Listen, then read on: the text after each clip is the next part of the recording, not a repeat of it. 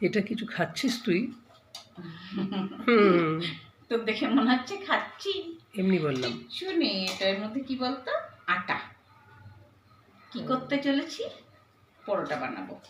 দেখো বন্ধুরা, তোমাদের একটা কথা বলছি আমি, খুব মজার ব্যাপারটা।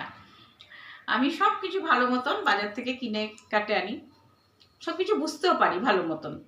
আসলে আমার অভ্যেস ছিল আমার বাবার সাথে ছোটোবেলায় বাজার করতে যেত। বাবু যখন বাজার যেত আমি বাবু বলতাম আমি যাবো। তো এই করতে করতে আমি অনেক কিছুই চিনে নিয়েছি। মাছ, বিশেষ করে মাছটা তো খুবই ভালো মতন মানে চেনা, সব কিছু মাছ আমি জানি নাম। তো যাই, আমটা আমি কিনতে পারি না ঠিক করে। যখনই কিনবো, মানে বিশেষ করে ব্যাঙ্গালোরে এসে, ওয়েস্ট বেঙ্গলে যখন ছিলাম তখন ভালো মতনই কিনতাম। হয় টক, না হলে পানসে, মিষ্টি কখনোই পাইনি।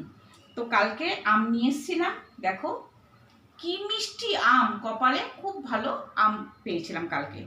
কিন্তু বন্ধুরা, কাটার পরে দেখলাম পোকা কিলবিল কিলবিল করছে আমটার ভেতর, মানে এতটাই মিষ্টি ছিল, সাদা সাদা সরু সরু পোকা কিলকিল করছে।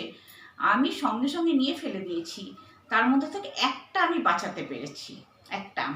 তো ওই আমের পাল্প বের করে আমি কি করতে চলেছি, এখানে নিয়েছি আটা, আর নিয়েছি একটু নুন, আর একটু চিনি দিয়েছি, আর তেল দিয়ে আটাটাকে ভালো করে মেখে নিয়ে তার মধ্যে আমের পাল্পটা দিয়ে এবার মেখে নিয়ে হয় লুচি নাহলে পরোটা করে খাবে, ভালো লাগবে। তো আমিও ভাবলাম যে আমি একটু করি, তবে লুচি করবো না, আমি পরোটা বানাবো বন্ধুরা।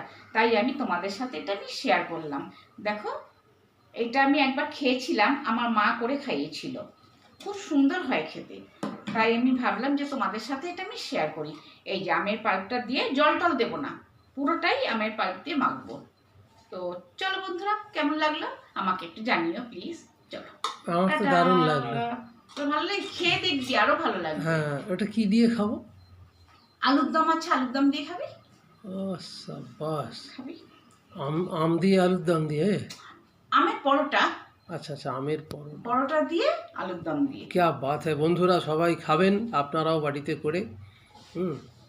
এই ভালো থাকবেন, সুস্থ থাকবেন।